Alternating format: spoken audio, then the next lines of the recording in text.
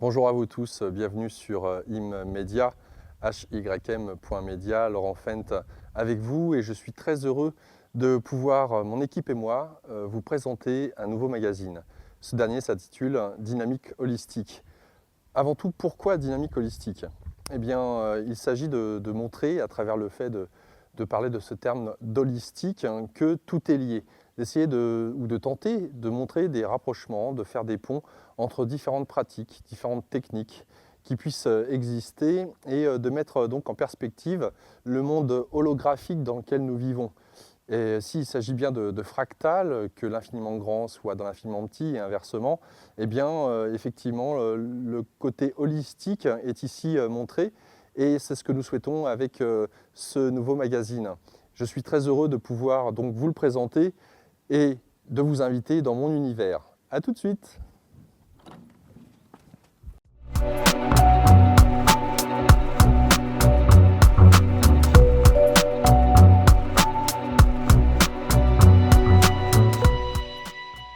Bienvenue dans ce premier numéro de Dynamique holistique. Il s'agira pour moi d'aborder avec vous le domaine des cheveux. Oui, je sais, ce n'est pas parce que je n'en ai pas beaucoup sur le caillou que cela n'est pas intéressant pour moi, bien évidemment, puisque les cheveux ont toute une symbolique très importante. Le cheveu ou les cheveux font la mode, mais pas seulement, et vous allez pouvoir le découvrir plus en avant durant ce numéro. Que je vous raconte d'abord comment le sujet m'est venu à l'esprit. Il y a de cela bon nombre de mois, j'avais l'occasion de voir sur Internet circuler un billet concernant les cheveux et pourquoi les Indiens d'Amérique ne coupaient pas leurs cheveux et l'importance de ce geste qui n'en était pas un pour le coup. L'article mentionnait que le fait de ne pas les couper leur permettait de rester en connexion avec le ciel ou certaines informations. Bon, pourquoi pas ? Tout est possible et en restant ouvert, j'en suis resté là, sans m'y attarder davantage. Et puis, j'ai eu l'occasion d'aborder ce genre de sujet, tout simplement autour de la table, avec des amis, et je me suis aperçu que certains d'entre eux connaissaient certains praticiens qui s'occupaient des cheveux et qui se servaient, entre guillemets, de l'énergétique pour couper les cheveux. J'ai voulu en savoir plus. Moi et mon équipe, nous sommes donc partis nous rendre sur Paris, car c'est là que se trouvent deux grands hommes, s'il en est, qui sont à la base de la manière dont on peut aborder le cheveu aujourd'hui et qui sert, j'allais dire, de développement personnel ou de pouvoir faire en sorte d'ouvrir, de faire circuler davantage les énergies.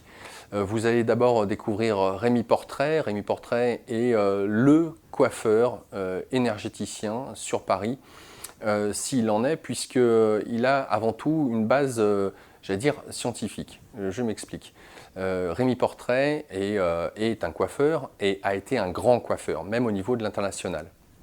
Cependant, il a voulu à un moment donné arrêter et s'est tourné vers l'acupuncture. Et il a découvert que le cheveu pouvait être en lien direct avec les réseaux, les méridiens du corps humain.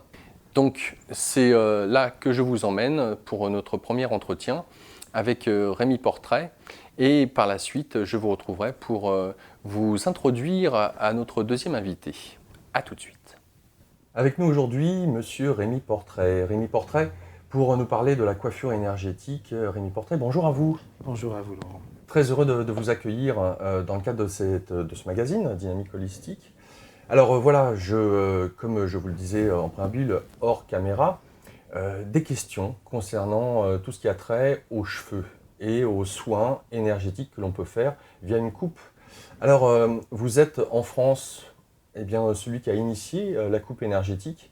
Vous avez, dans les années 70, même été un coiffeur reconnu au niveau de l'international. Vous avez gagné 2 Coupes du Monde, 73, 75 ? Non, 74 championnats d'Europe et 75 championnats du monde. Voilà. Donc c'est pour dire que vous êtes une référence aussi au niveau international. Maintenant, vous avez aussi écrit 2 livres, dont un avec Monsieur Odoul, qui vous a initié, on va dire, à la médecine chinoise. Vous avez abordé aussi le shiatsu. Mais on pourrait se demander, mais quel est le lien avec les cheveux ? Alors j'aimerais, si vous le permettez, que vous puissiez nous parler de vous.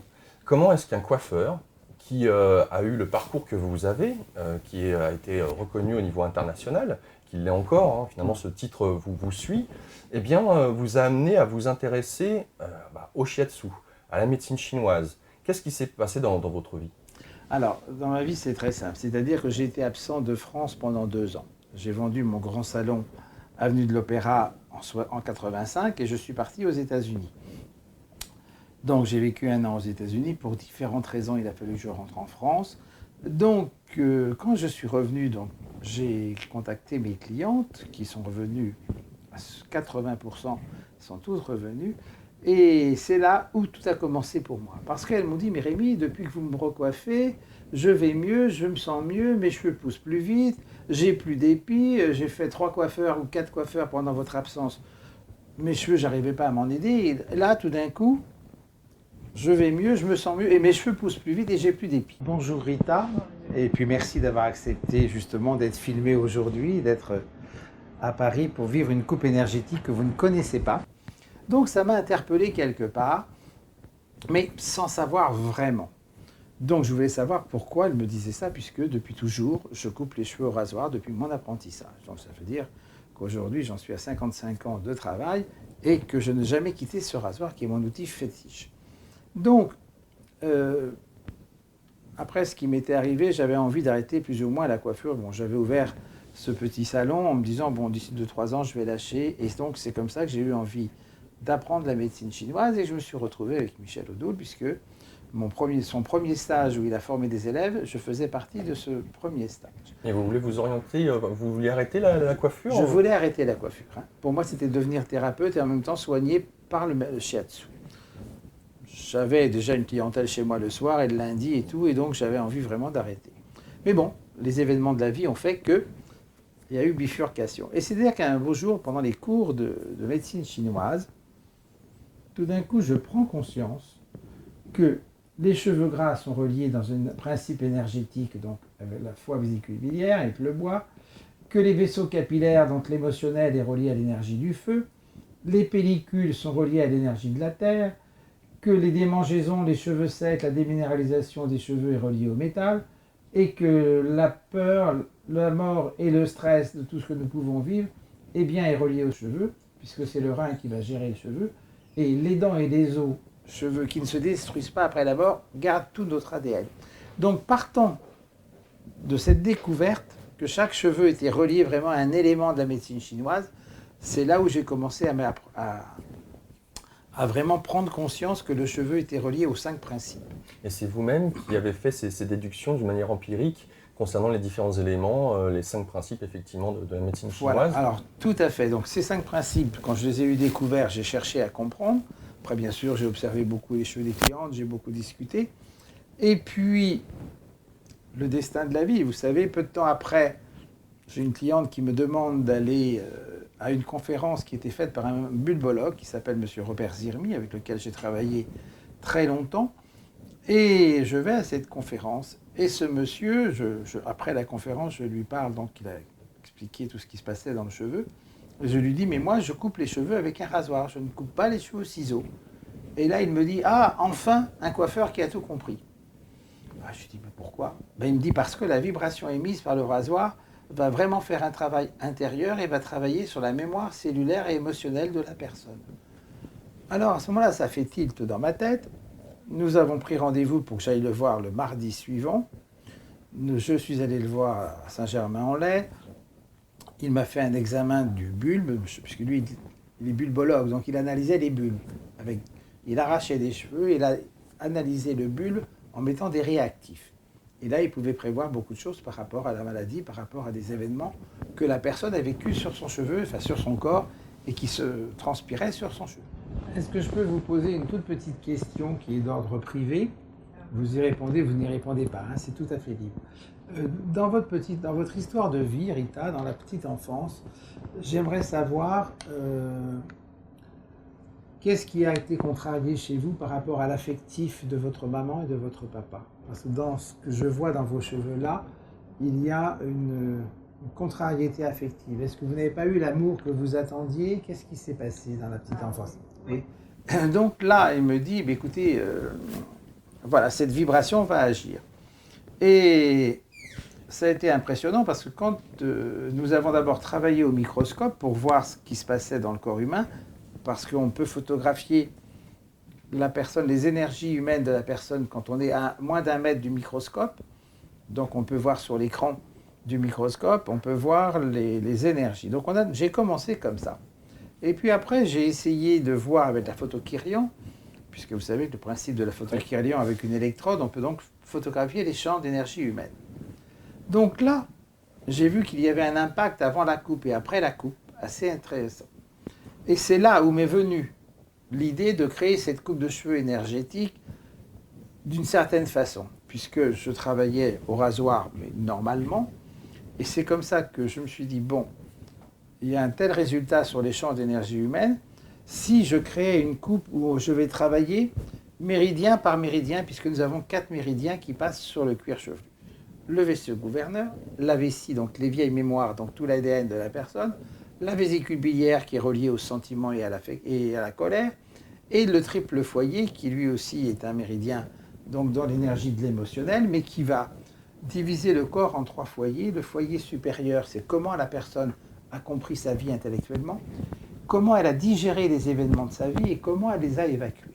Alors donc là, vous voyez, je vais donc travailler, je mets mes 2 pouces comme ça, pour travailler sur le méridien du vaisseau gouverneur et en même temps sur la vessie, puisqu'ils sont très proches les uns des autres, donc ma phalange va couvrir les 2 méridiens en même temps.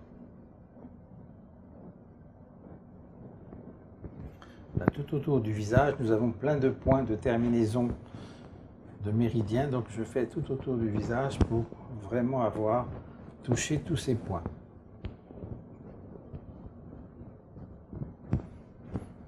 Et là maintenant, derrière l'oreille, je vais donc travailler sur le méridien du triple foyer.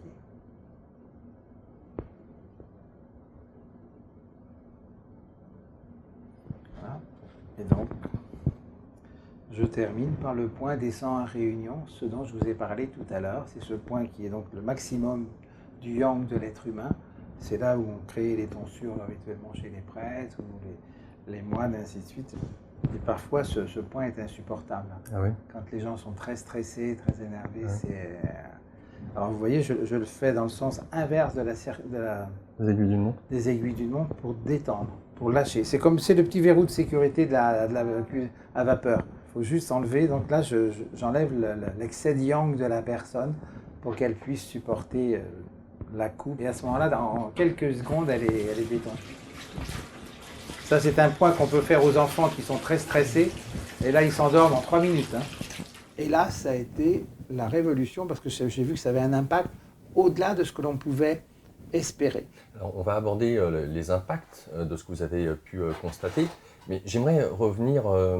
Est-ce que vous pouvez nous donner les caractéristiques? Là, par exemple, vous venez de nous parler des différents méridiens, des 4 méridiens qui traversent le cuir chevelu. Quel est le lien? Comment est composé le cheveu? Qu'est-ce qu'il a de spécifique, dont peut-être dans la manière dont on a d'aborder la coiffure de manière traditionnelle, dont on ne s'intéresse pas? J'aimerais saisir qu'est-ce qui compose le cheveu qui est important au regard de votre travail et quel est le lien entre le cheveu et le cuir chevelu? Alors, le cheveu, si vous voulez, donc bien sûr, est composé donc d'écailles, ce qu'on appelle les écailles, mais qui sont en même temps, si vous voulez, formées de kératine, donc qui s'emboîtent les unes dans les autres. Et donc, grâce avec cette technique de prise de cheveux à l'envers, la vibration va donc passer à travers les écailles du cheveu, puisque le cheveu a aussi un canal médulaire, comme la colonne vertébrale. C'est pour ça qu'on peut dire que le cheveu nous relie vraiment au divin. C'est parce que sur le titre du livre, du premier livre, Cheveux, fil de l'âme, c'est vraiment, il a une sensibilité, c'est vraiment quelque chose qui a aussi toute notre énergie et tout ce que nous vivons, notre sensibilité à travers cette moelle du cheveu, si vous voulez. Et donc, lorsque j'émets la vibration sur le cheveu à l'envers, la vibration est propagée par les écailles du cheveu, va donc descendre à l'intérieur du cheveu, va venir ici rencontrer les cellules souches. Elles ont été découvertes par un savant japonais en 2003. D'accord. Donc, moi, depuis 1900... Chaque cheveu a des cellules souches? Oui, et un muscle. Donc, ces cellules souches, elles ont été découvertes en 2003. Donc je ne comprenais pas, puisque je travaille depuis 1961, pourquoi j'avais des résultats sur les chutes de cheveux et il me manquait un petit truc, c'était les cellules souches qui sont ici. Ensuite, la vibration va donc venir stimuler la papille, activer la circulation qui arrive par les artérioles, redresser ce petit muscle arrecteur que nous avons à la base de chaque cheveu. Donc ce qui est très important. Les cheveux peuvent se dresser. Tout à fait. L'expression, le cheveu se dresse sur la tête. D'accord. Donc c'est ce qui va se passer après la coupe énergétique. Deuxième phase de la vibration, si vous voulez, la boîte crânienne va jouer la caisse de résonance, donc va amplifier cette vibration. Et cette vibration va aller contacter le cortex, les deux lobes du cerveau et les oreilles internes. Et la vibration passe dans le corps par le liquide céphalorachidien. C'est-à-dire que pour une fois, le mental ne peut pas intervenir. Et suivant ce que la personne va avoir mal du côté gauche, du côté droit, sur un endroit du corps, eh bien nous allons décoder grâce à la médecine chinoise ce que cela veut dire. On peut déjà, par l'implantation des cheveux, connaître la vie de la personne. Ah, oui. Et donc déjà, avant de venir au monde, l'enfant sait déjà dans quel... Et il va planter... Voilà. Et donc, l'implantation se met en place au bout du 6e mois. Et là, on donne déjà... Au bout du 6e mois, dans le cheveu se crée au bout du 6e mois dans le placenta. D'accord. Sur le cuir chevelu. Ouais. Et c'est ce qu'on appelle le cheveu d'ange, parce que ce cheveu est né sans oxygène de l'air, si vous voulez. Donc il n'a pas de kératine. La kératine se forme avec l'oxygène de l'air. Les astronautes, quand ils sont en apesanteur, ils n'ont pas de kératine. D'accord. Le cheveu pousse, mais sans kératine. Ok. Ah ouais, la kératine se forme avec l'oxygène de l'air. Et c'est pour ça que les bébés, il faut les raser la première année au moins 2 fois pour enlever ce cheveu qui a été créé dans le liquide amniotique de façon à ce qu'ils aient des beaux cheveux toute leur vie. Moi, tous mes petits clients qui sont nés depuis 50 ans, je les ai tous rasés et ils ont tous des beaux cheveux. Donc, si je comprends bien, en même temps, au-delà du côté physiologique que le cheveu peut avoir comme lien avec le crâne, le corps, il y a en même temps des liens énergétiques puisque vous avez parlé des méridiens. Tout à fait. C'est bien pour ça, c'est que aujourd'hui, grâce à l'appareil de ce professeur, ce biologiste russe que j'ai été rencontré à Gênes, donc le professeur Korotkov, qui lui s'occupait de la santé des astronautes en apesanteur, quand ils étaient dans la station Mir. Donc il a créé une petite caméra, on prend les terminaisons simplement des doigts, et les astronautes avaient une pharmacopée homéopathique dans la capsule Mir, et ils les soignaient suivant quand ils avaient donné leurs empreintes. Oui. Donc là maintenant, j'ai été donc rencontrer ce professeur à Gênes. Son logiciel maintenant est traduit en français, donc depuis 7-8 ans je l'ai. Et nous arrivons aujourd'hui, grâce à ce logiciel, à mesurer la quantité d'énergie avant et après la coupe de cheveux sur chaque organe et viscère. Grâce au pixel, on peut voir la différence de chaque organe et viscère. C'est pour ça que c'est très très important, parce que la personne, non seulement son cheveu va être mieux après, parce que le sang recircule, donc souvent le cheveu est atone, parce que c'est comme une plante verte, il a soif, le sang ne circule plus, par les peurs, parce que aussi c'est bloqué la boîte, le cuir chevelu est collé sur la boîte crânienne, et les petits vaisseaux capillaires qui sont des microns, le sang ne circule plus. Et donc grâce à cette coupe énergétique, où on va décoller le cuir chevelu de la boîte crânienne, ça débouche les petits vaisseaux capillaires, et le sang recircule. Et c'est ce qui est spectaculaire, c'est qu'une demi-heure après, la cliente ou le client ne reconnaît pas ses cheveux. Parce qu'il a, comme une plante verte qui avait soif, et bien dès qu'on lui donne du sang ou de l'eau, et bien il va se redresser. D'accord. Alors, quel est le lien à travers j'aimerais mieux peut-être saisir la notion de vibration et du rasoir et la différence avec le ciseau. Donc, quand on coupe un cheveu au ciseau, il y a une coupure qui se fait nette. Donc, effectivement, il n'y a pas, comme avec le rasoir, ce frottement qui va se répercuter tout au long des écailles du cheveu, ainsi qu'à travers le nerf au milieu du cheveu, cette moelle médulaire. Le canal médulaire, oui. Et donc, cela a un impact sur les méridiens, va toucher le cuir chevelu, va générer quelque chose physiologiquement en dehors de l'aspect énergétique. Tout à fait. C'est pour ça que souvent une coupe comme celle-ci est plus forte qu'une séance d'acupuncture. Parce que le corps est intelligent. Soufflez, soufflez, soufflez, soufflez. Alors, vous voyez, des fois, il y a des petits blocages comme ça, il y a des nœuds. Vous le sentez ? Ah bah oui. Vous le sentez, c'est pas tant dans le cheveu qu'à la racine du cheveu ? Parce qu'en fait, je le sens aussi, parce que j'ai fait faire des manches en bois pour que la vibration passe à travers et que je la ressente dans mon bras.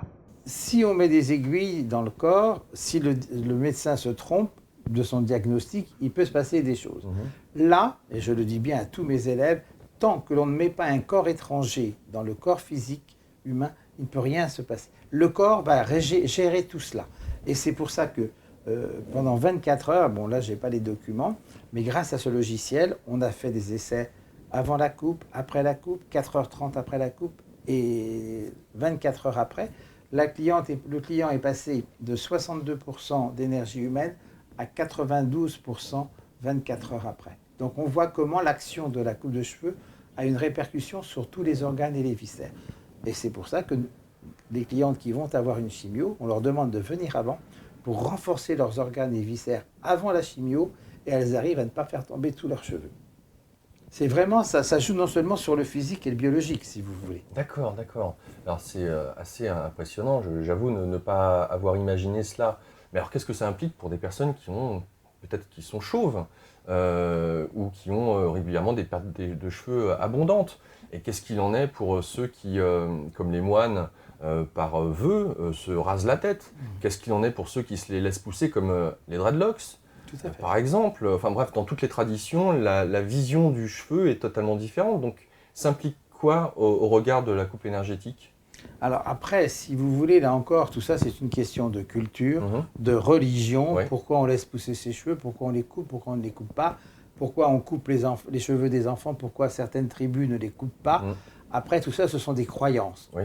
Hein? Donc c'est pareil, un moine, bon souvent dans le temps ils avaient l'auréole simplement de cheveux. Hein, ouais, donc c'est pour ça que ça montre que c'est justement une auréole qui va entourer le crâne du cheveu, donc la spiritualité, pour avoir l'image d'un saint, si vous voulez.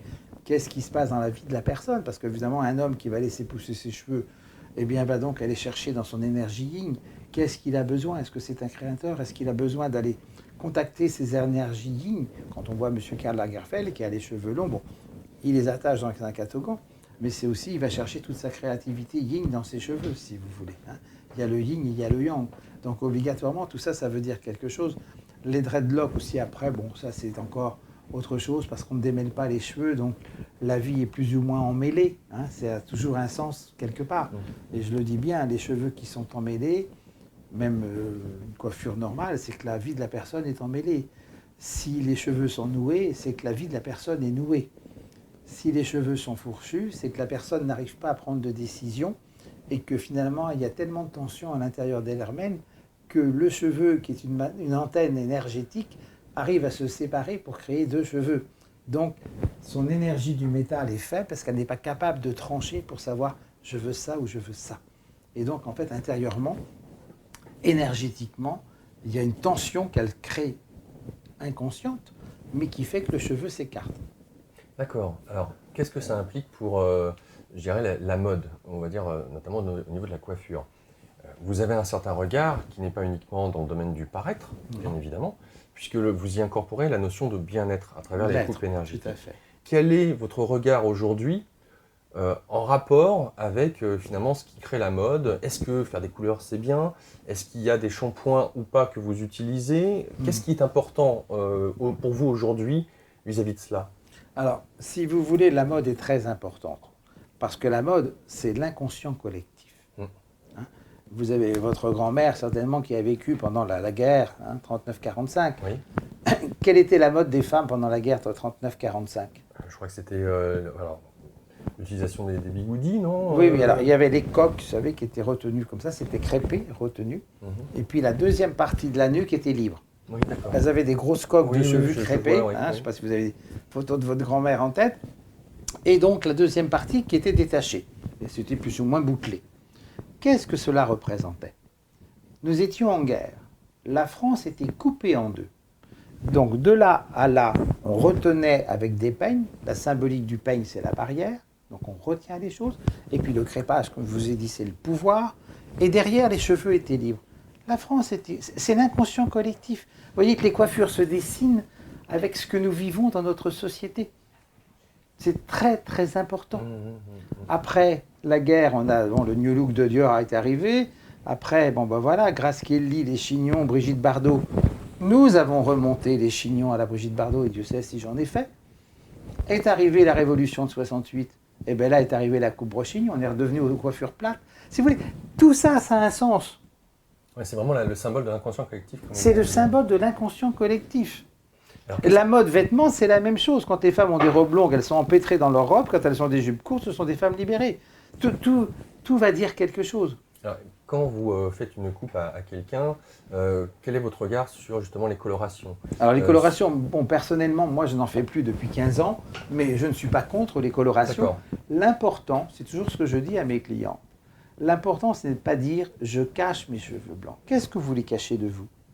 Non, je colore mes cheveux pour m'embellir, je suis belle, j'ai 40 ans, j'ai 50 ans, j'ai des cheveux blancs, mais je suis une jolie femme. Donc je fais une couleur pour m'embellir. Après, chimique ou pas chimique, ça n'a pas d'importance.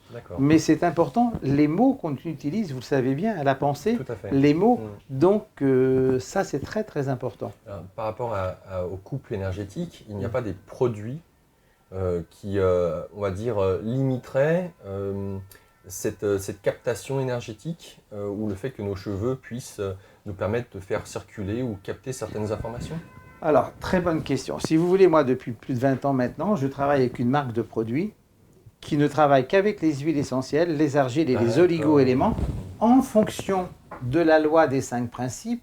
Donc, un shampoing pour l'hiver, un shampoing pour le printemps, un shampoing pour l'été, et des huiles essentielles qui sont en rapport avec les organes et les viscères, de façon à des personnes qui ont des chutes de cheveux ou des problèmes, je puisse travailler, savoir si justement c'est une peur affective, si c'est une peur qui va justement jouer dans l'émotionnel, si c'est une peur où on va juste travailler le souci et le ressassement, si c'est de la tristesse, poumon, deuil, s'il y a un problème affectif, elle peut se créer une chute de cheveux. C'est tout ce que nous vivons, c'est relié à la peur, les chutes de cheveux.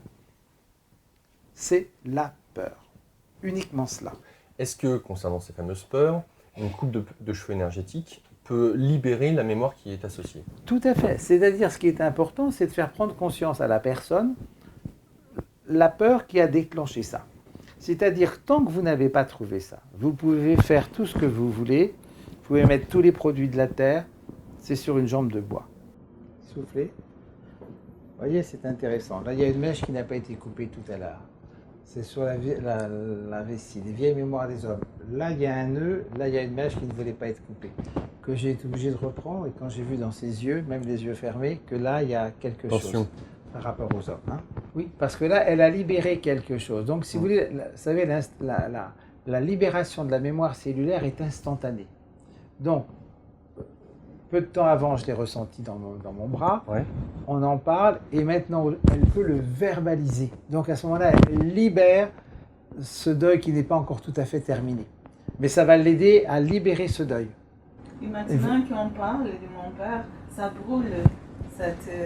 Ça brûle. Ça brûle. Alors, c'est pour ça, comme je vous expliquais tout à l'heure, avec les cheveux raides comme ça, de protection, il fallait être dur, son cheveu peut retrouver une certaine souplesse. Les gens qui vont avoir une frisure de peur, quand on va avoir découvert la peur et parlé de la peur, les écailles vont reprendre leur forme allongée. C'est spectaculaire, ça.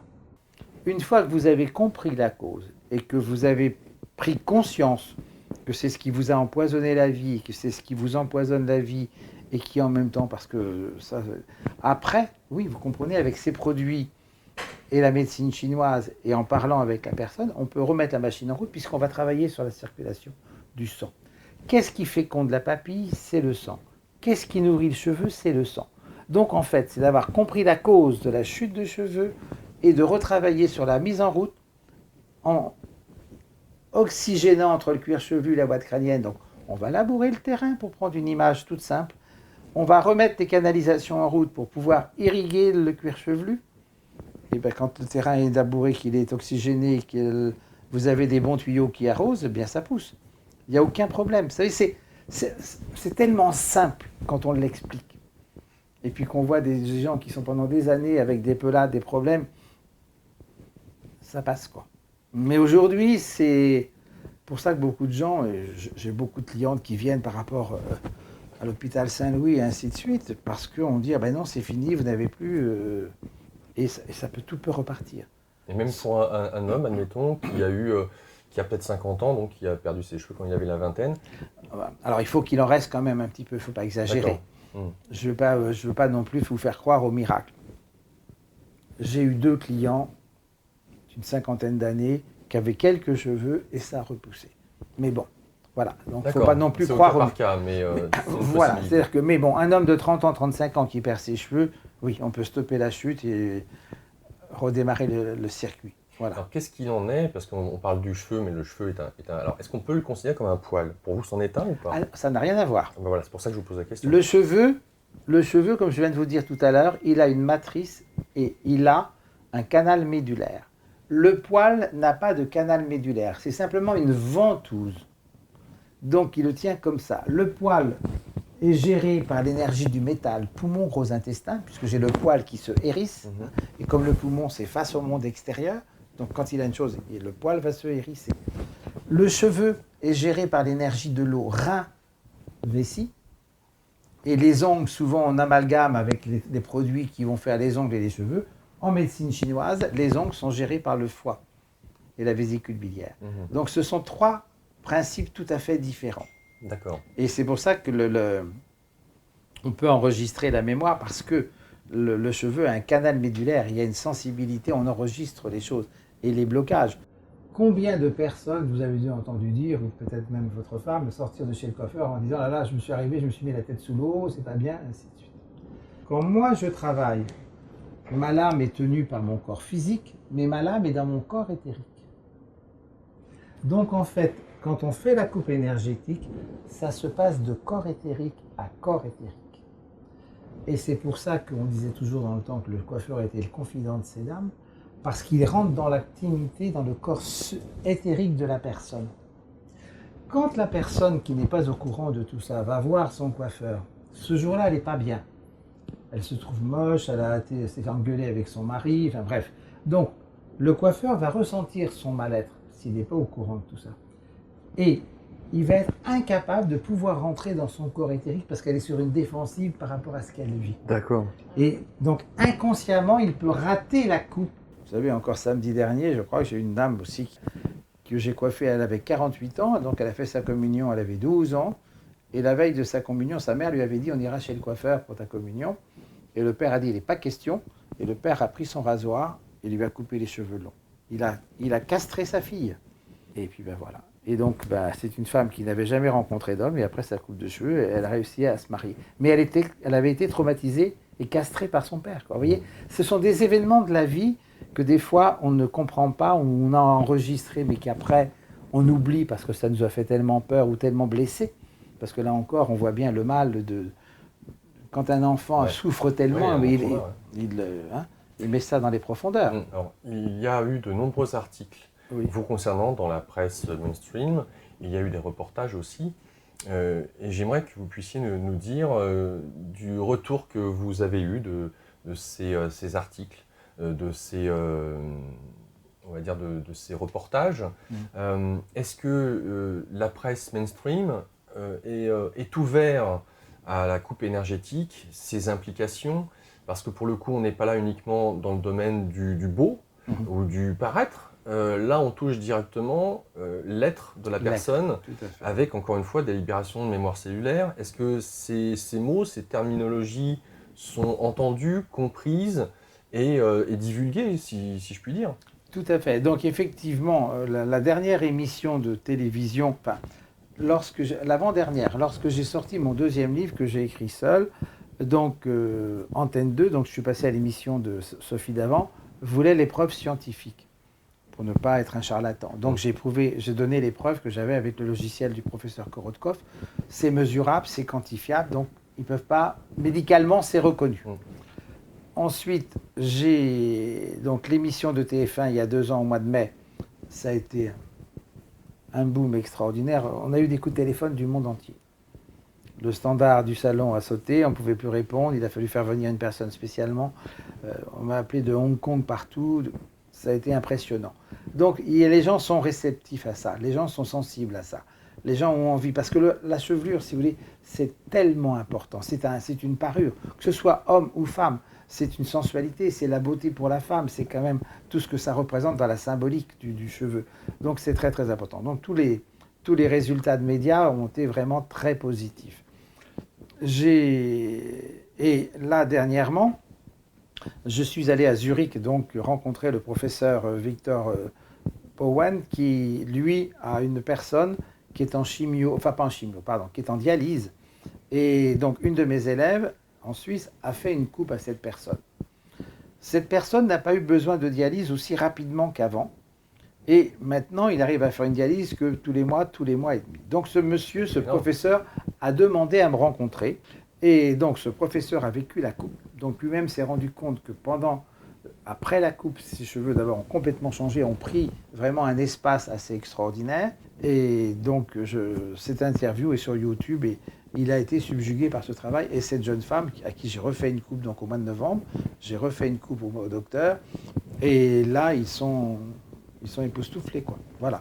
Mais là, c'est le corps médical. Bah oui, oui, et c'est pour ça que je voulais en venir. Est-ce que vous estimez qu'en France, il y a une ouverture du corps médical et qui, justement, souhaite peut-être intégrer en prévention ou en complémentarité la coupure ou la coiffure énergétique? Alors, c'est encore difficile. Hein. Vous savez, en France, on est assez fermé. Même hier, vous voyez, j'ai eu un mail d'un jeune homme qui m'avait eu appelé au téléphone et qui est allé voir quelqu'un.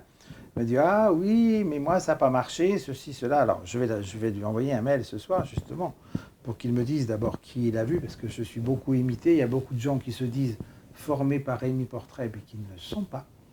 Et donc, je veux parler à ce monsieur pour savoir qui a fait la coupe et comment ça s'est passé.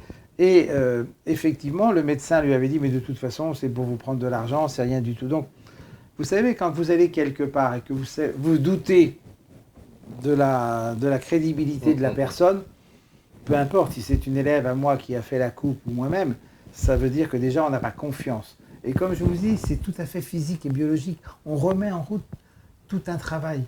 Donc si on n'y croit pas, ça ne peut pas. J'ai eu un médecin de Saint-Louis qui est venu me voir, une jeune femme, dont tous ses confrères lui avaient dit que ses cheveux ne repousseraient pas. Elle est venue me voir, sa mère a voulu qu'elle vienne me voir, sa mère lui a offert la consultation.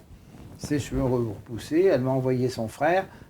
Voilà, donc après, c'est quelles sont les croyances des gens. On se limite à travers nos croyances. Vous savez bien que le pouvoir de la pensée est tout aujourd'hui. Alors évidemment, c'est une ouverture d'esprit.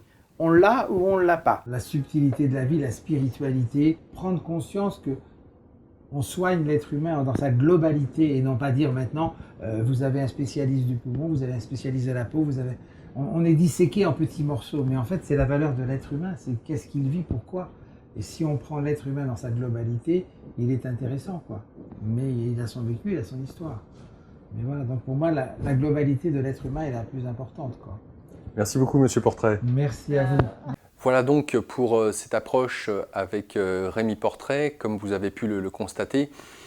Cette approche est très cartographiée, s'il en est, grâce à la médecine chinoise. Et il y en a un deuxième que nous allons rencontrer tous ensemble. Il s'agit de Lionel Parienté. Lionel Parienté a lui aussi un parcours très atypique. Et il ne se considère pas tant comme coiffeur, mais plutôt comme thérapeute, ce qui est étonnant, puisqu'il pratique des coupes de cheveux, mais pas que, vous allez le voir. Et c'est là où nous abordons une autre manière qui est totalement différente et qui est beaucoup plus intuitive de couper les cheveux ou de s'occuper de nos cheveux. Lionel Parienté donc, va vous permettre de découvrir cet autre pendant de la coupe de cheveux. Nous le découvrons tout de suite et je vous retrouve après. Lionel Parienté, bonjour à vous. Bonjour. Nous sommes dans ce que moi j'aurais qualifié de salon, ce qui n'est pas le cas. Et non, ici c'est l'Institut du développement de l'être, qui est un cabinet dans lequel j'accueille différentes personnes, différents praticiens. Et moi j'ai mon cabinet qui s'appelle le cabinet d'air-thérapie, qui est le nom de la méthode que j'ai mis au point il y a 14 ans, à peu près. Est-ce que vous êtes coiffeur? Est-ce que vous vous qualifiez comme étant coiffeur? Ou est-ce que vous êtes thérapeute? Ou est-ce que c'est les deux à la fois? Alors, lequel des deux je vais mettre en avant, je ne sais pas, mais en tout cas, je peux dire que j'ai aujourd'hui une formation de 30 ans de coiffure, une véritable expérience avec, j'ai eu un salon de coiffure et en tant que thérapeute aussi, je me positionne en tant que thérapeute. J'ai aujourd'hui plus de 47 ans de travail analytique et de différentes thérapies. Exercice sur vous-même, vous voulez dire? Alors, exercice sur moi-même, et puis aussi, j'ai suivi un cycle analytique dans une école lacanienne, et en effet, moi j'ai commencé à l'âge de 7 ans, c'est pour ça que je dis que ça fait quelque chose d'assez long. Oui, effectivement. Voilà. Qu'est-ce qui a amené justement à l'âge de 7 ans de s'ouvrir à ces domaines de la psyché? Alors, de s'ouvrir, je ne sais pas si je me suis À ouvert. 7 ans, on n'a pas le choix, hein, mais en même C'est temps, ça. c'est une ouverture qui se fait, Oui. forcée ou pas, de toute façon. Enfant, j'étais considéré comme un autiste névrotique. C'est-à-dire que à cette époque-là, lorsque c'était donc dans les années 60, il classifiait les différents types d'autisme, ou alors il mettait tout le monde, toutes les personnes introverties, il les considérait comme des autistes. Et donc dans cette introversion dans laquelle j'étais, où beaucoup de mal à m'exprimer, à faire des mouvements, à pouvoir suivre un cursus d'enfant normal dans une école, et me mettait vraiment à l'écart du fonctionnement d'un enfant avec les autres. Mm. Et donc, mes parents ont eu l'idée de consulter des thérapeutes, voilà, différents en tout cas d'un psychiatre ou D'accord. d'un médecin traditionnel. Et mon déclic s'est fait avec un psychanalyste lacanien extraordinaire, où je me suis retrouvé à consulter dans le silence. Et ça a été extraordinaire parce que c'est la seule personne qui a pu créer un lien avec moi dans cette partie d'introversion dans laquelle j'étais. C'est-à-dire que le monde dans lequel je vivais était très riche à l'intérieur. Je n'arrivais pas à traduire ce qui se passait à l'intérieur à l'extérieur.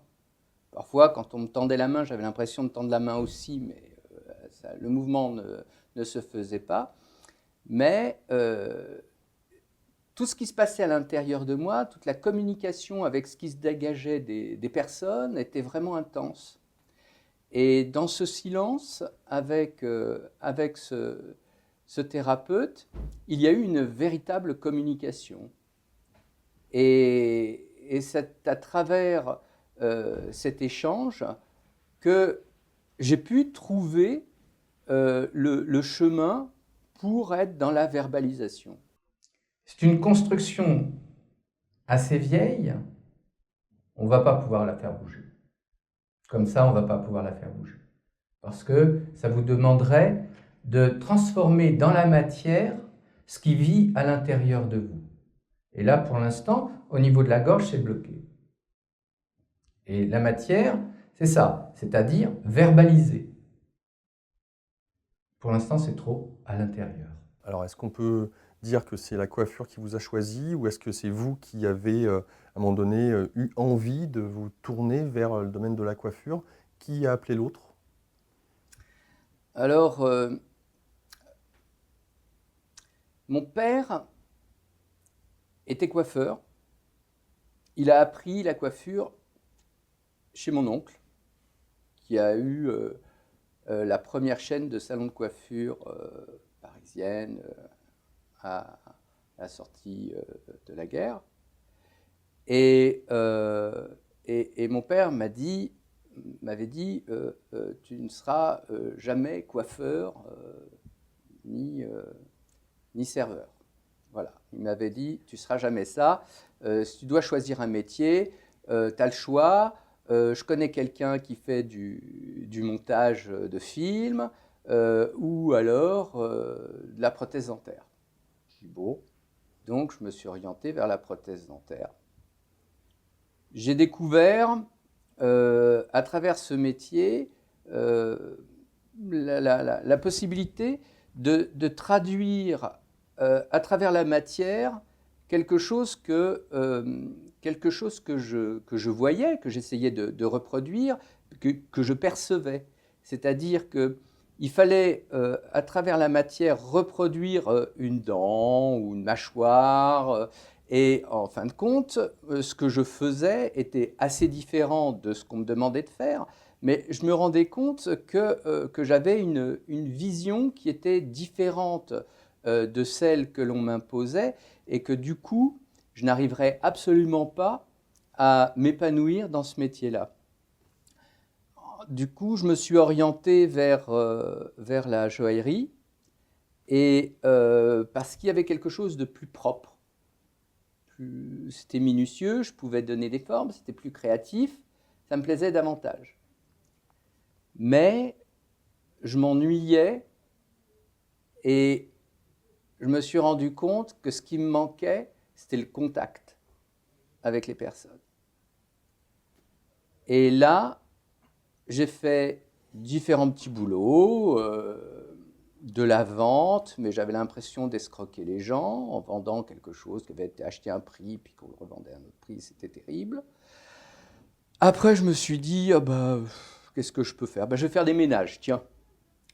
Et puis, j'ai commencé à faire des ménages, mais ma façon de voir les choses, pour poser les objets, c'était pas du tout la même que les personnes qui m'avaient laissé. Ouais. C'est ça.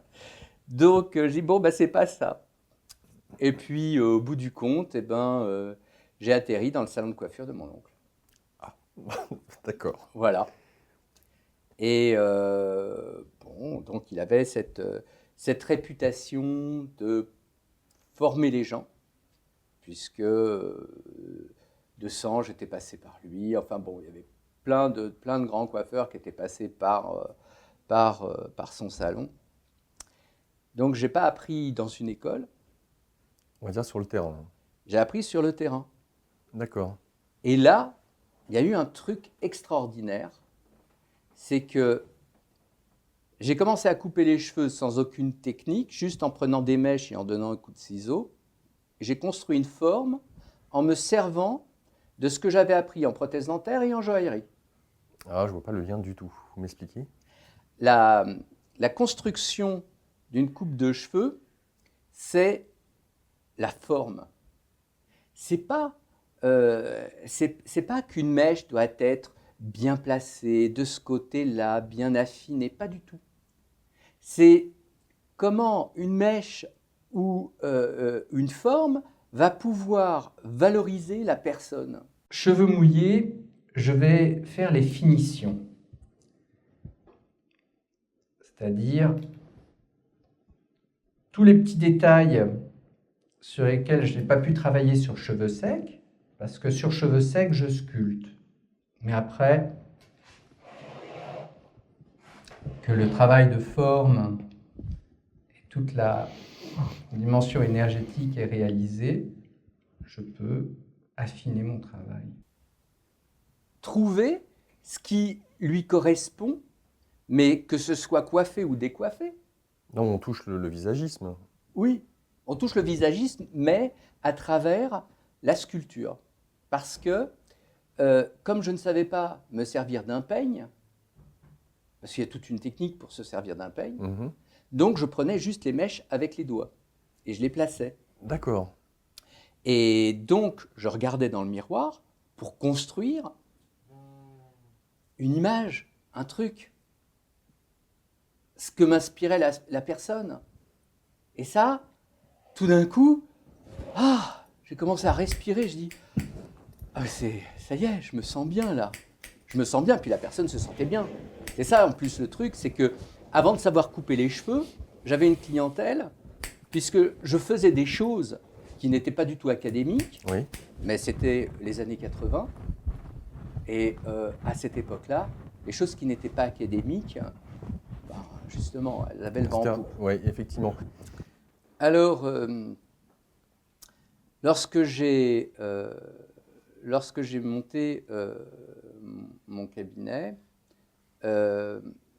j'ai eu besoin d'être guidé parce que je me lançais dans quelque chose qui était un appel et pas du tout rationnel.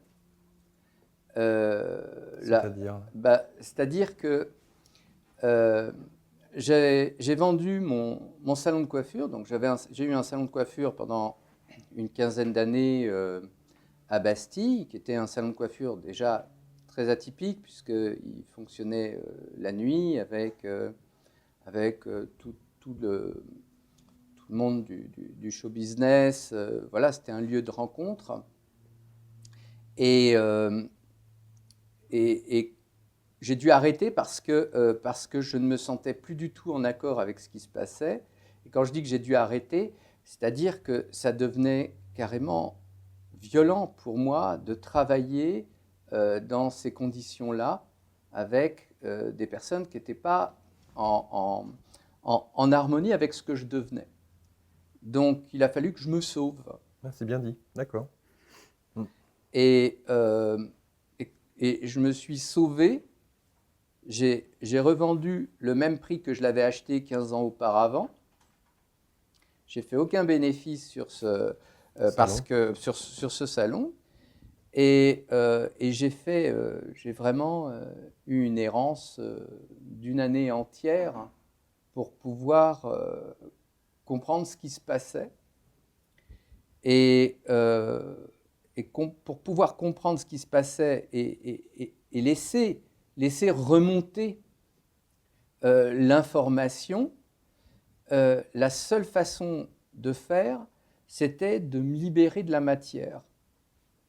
Et me libérer de la matière, ça a été donc évidemment de quitter le salon, ensuite l'appartement que j'avais, c'est-à-dire que j'avais un appartement, un 100 mètres carrés à Bastille aménagé, eh bien, j'ai regardé mes meubles, j'ai regardé mes photos, j'ai regardé les objets qui étaient là, puisque je n'avais plus de revenus.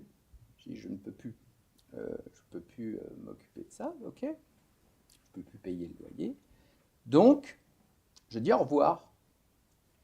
Mais au revoir en conscience, c'est-à-dire que chaque chose, je l'ai regardée avec la mémoire qu'il y avait de chaque objet. Et je suis parti. Alors, donc là, je vais travailler sur cheveux secs, parce que tout le travail énergétique ne peut pas se faire sur un cheveu mouillé.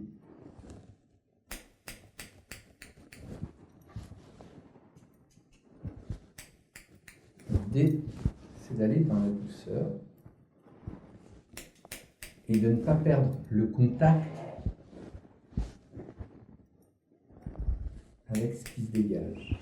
Je suis parti juste à aérer chez les uns, chez les autres, en attendant qu'il se passe quelque chose. Et là, j'ai eu besoin, en effet, on m'a dit, mais va voir Jodorowsky. Et quand j'ai été, donc, ça s'appelait le Café Sans Nom. Et moi, j'arrivais dans cet univers vraiment complètement... Néophyte ? Oui, vraiment. Et donc, c'était mon tour. Je vais vers une personne. Donc, il y avait 6 personnes. Je vais vers une personne qui me regarde comme ça, qui me dit non, vous n'allez pas passer avec moi. Allez voir la personne d'à côté. C'était tous des disciples de Jodorowsky. Je vais non, pas avec moi.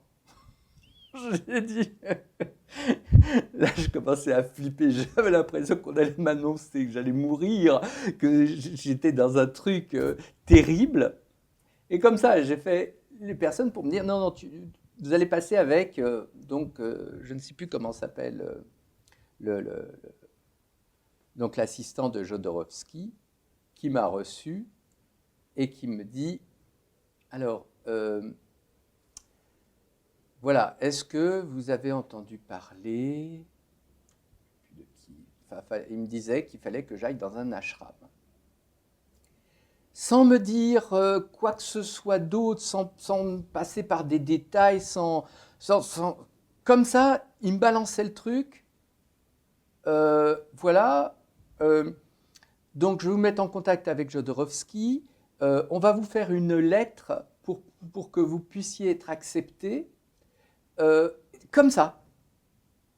C'était balancé comme ça. Ça m'a fait un choc. Vous ne lui aviez pas parlé au préalable de ce qui vous amenait? Justement, à un moment, j'ai dit, mais voilà, moi, je suis en train de créer un lieu où j'ai envie de travailler comme ça. Oui, je sais. Oui, il n'y a pas de problème. Ça va fonctionner. Juste, voilà, il faut aller dans un ashram. Alors, pour moi qui n'est pas qui à ce moment-là n'avait pas de référent et qui a un problème avec l'autorité, qui a un problème avec voilà, on me dit des choses comme ça, juste, je suis resté choqué. Et il m'a fallu du temps pour pouvoir redescendre de tout ça, échanger avec d'autres personnes pour qu'on puisse m'expliquer que ce que je dégageais était particulier et que j'avais un potentiel à développer et que j'avais été choisi pour aller faire un travail spirituel, voilà, entouré par certaines personnes. Bon, j'en ai pas tenu compte.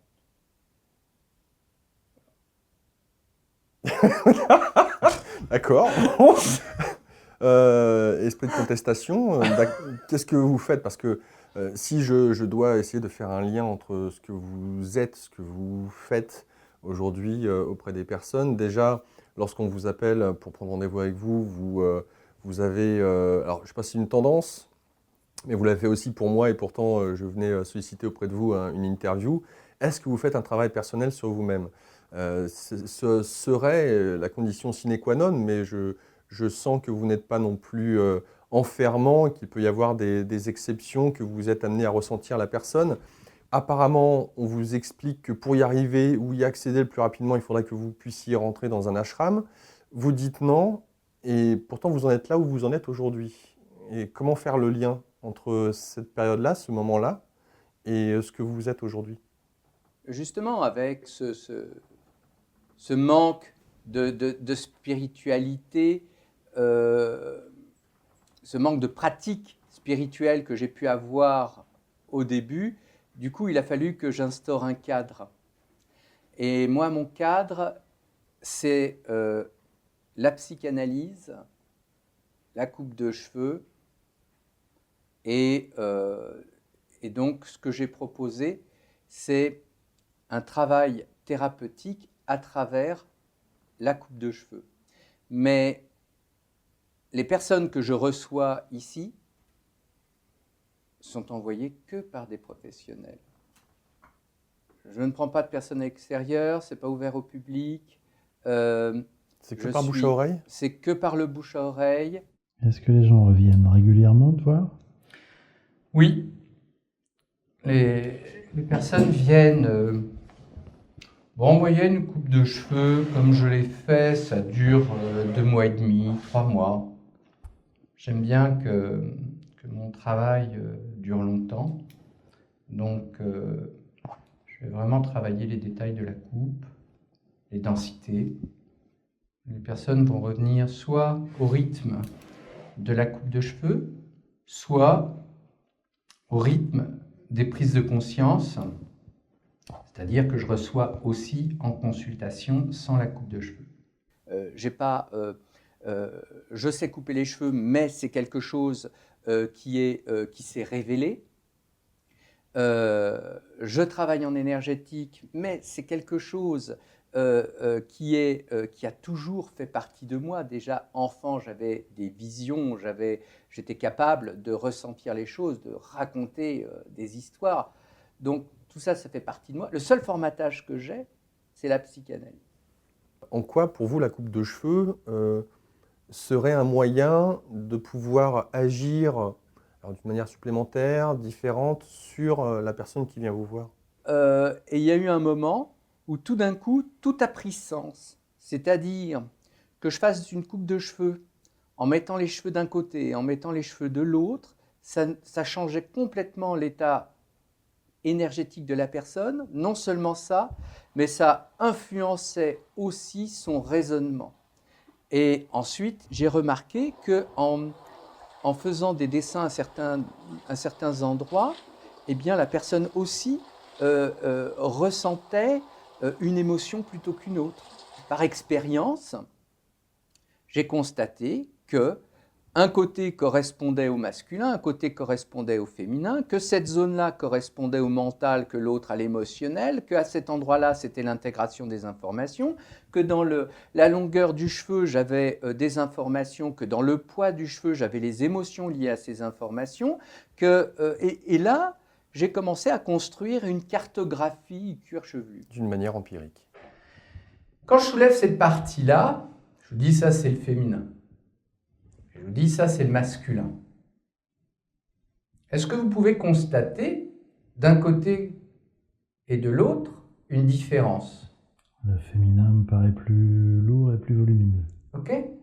Il y a cette zone-là que je considère être le dernier cordon qui relie la mère et l'enfant. Vous ne serez pas surpris que je vous dise qu'il est bien présent, ce cordon. Ce qui vous manque, c'est le lien au père, tout ce manque qui est là, au père ou au spirituel. Donc il y a une quête spirituelle, mais qui ne s'installe pas. Elle ne s'installe pas. Pourquoi? Parce que ici, c'est trop lourd. Donc, on va faciliter cette connexion. J'ai toujours eu besoin de ramener les choses à du rationnel. Donc, quand j'ai commencé à ressentir cette cartographie, à ressentir l'influence que pouvaient avoir mes coupes de cheveux et ce que j'étais capable de nommer aussi quand je ressentais les choses, quand je me suis trouvé confronté à ça, je dis mais c'est pas possible, il y a un truc où je perds la boule. Et du coup, j'ai été voir une ostéo. J'ai dit voilà comment je travaille. Elle m'a dit montre-moi. Je dis ok. Je pose ma main. Je dis voilà, quand je pose ma main à cet endroit-là, eh bien, j'ai ça comme information. Et une fois que j'ai nommé l'information, eh bien, ça lâche et ça se déplace. Elle le constate. Du coup, elle organise un séminaire d'ostéo. Je suis présenté aux ostéos et j'ai démontré mon travail. Et on travaillait ensemble, c'est-à-dire que j'avais un résultat qui s'apparentait au travail que faisaient les ostéos. Toujours vérifier déjà que le féminin et le masculin sont équilibrés. Parce que le premier travail qui était le décodage et ensuite le travail avec les cartes qui clarifient davantage permet vraiment cette nouvelle position d'être installé dans son féminin et dans son masculin. La démarche spirituelle, pour moi, il y a des choses qui sont, que je peux expliquer. J'ai besoin d'expliquer les choses. Donc, toute cette démarche a été de rationaliser ce que je faisais. Donc je peux expliquer techniquement, et c'est pour ça qu'aujourd'hui, je peux transmettre ce que je fais rapidement parce que je l'explique et le transmets avec l'émotion appropriée. Les personnes que je reçois, je leur fais un décodage et un tirage de cartes. Mais quand j'ai croisé le tarot de Marseille, pour moi, ça m'amenait à une interprétation. Interprétation, on quitte le rationnel. Ça m'a dérangé. J'ai rencontré Bernard Chaumeil, qui est psychanalyste, énergéticien, et qui a créé un tarot qui s'appelle le tarot des archétypes. Quand j'ai croisé ce jeu de cartes, ça a été la révélation. C'est un jeu de cartes avec des dessins et des mots. Je dis là, ok, on peut travailler avec du concret. Je ne veux pas faire d'interprétation. Je veux dire des choses qui soient claires pour que les personnes puissent repartir avec quelque chose de clair et pouvoir continuer le travail en thérapie avec ce que je vais leur apporter, puisque moi je me positionne entre le thérapeute et l'énergéticien, mais on m'envoie les personnes pour que je touche quelque chose que les autres praticiens n'arrivent pas à toucher. Donc je vais faire bouger quelque chose, je vais apporter un nouvel éclairage. Il y a toute cette mémoire qui a été libérée, qui va pouvoir s'installer. Quand je dis la mémoire, c'est-à-dire la mémoire objective.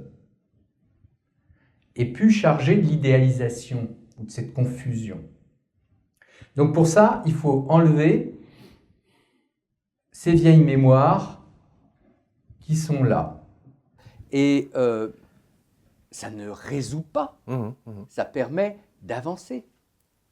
Et les personnes qui viennent se sentent enrichies, mais pas simplement les personnes qui viennent, les thérapeutes qui m'envoient leurs patients. Bien sûr, un travail de collaboration. C'est ça. Alors, nous sommes ici au 15 passage Gustave Lejeune. Non, le peu. Le peu. Voilà. Le peu, donc L-E-P-E-U, c'est oui. Dans le 11e arrondissement à Paris. Oui. Donc, ce cabinet regroupe 3 personnes avec qui vous travaillez aussi en collaboration, qui partagent les murs, l'espace. Pourquoi avoir fait le choix aussi de travailler avec plusieurs personnes?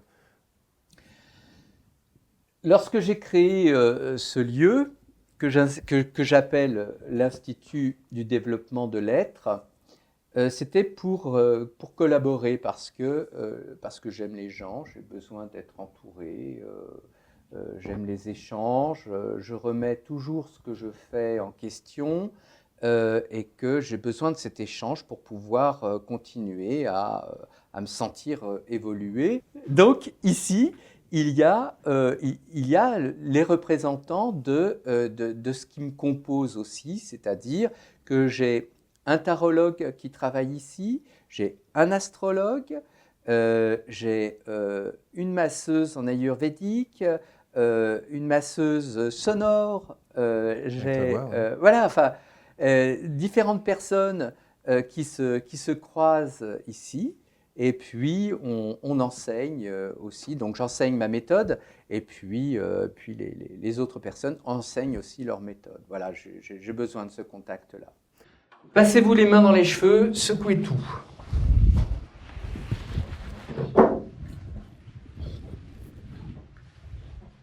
Comment ça va? Ça va très bien. Merci Lionel Parienté. Merci beaucoup. Voilà donc ce qu'il en est de la coupe de cheveux. Ce n'est pas tant une histoire tirée par les cheveux, et ben non, mes suppositions ou mes doutes que je pouvais avoir au début se trouvaient bien éclaircis quant à ces interviews que je vous ai fait partager. Et j'espère vous aussi que vous avez eu l'esprit suffisamment large pour finalement comprendre l'importance de nos cheveux, la manière dont on les coiffe, les différents produits que nous mettons dessus, et de même le regard que nous portons dessus.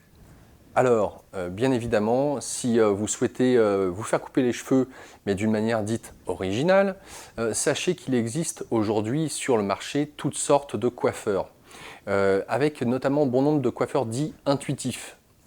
Je ne peux pas garantir, quant à moi, je ne peux pas vous orienter définitivement vers une ou des personnes bien spécifiques. Cela vous revient et il s'agit pour vous certainement de faire appel à votre intuition pour savoir vers qui vous tournez et voir le sérieux de cette personne. Généralement, le bouche à oreille fait beaucoup pour s'assurer de la qualité du coiffeur énergéticien, si ce dernier, j'entends, coupe d'une manière intuitive. De même, sachez que pour Rémi Portrait, c'est bon nombre d'années d'études dans le domaine de l'acupuncture pour comprendre ce qu'il se passait lorsqu'il coupait les cheveux sur certains méridiens. Aujourd'hui, certaines personnes ne désirent pas forcément faire ce genre d'études assez longues pour avoir la formation adéquate et par la suite se prétendre comme étant un innovateur dans le cheveu et pouvoir faire de la coupe de cheveux énergétique. C'est pourquoi c'est un domaine qui je vous invite à découvrir, mais bien entendu avec, comme toujours, du discernement. J'espère que vous avez passé un bon moment et je vous retrouverai une prochaine fois pour un nouveau magazine Dynamique Holistique. À bientôt!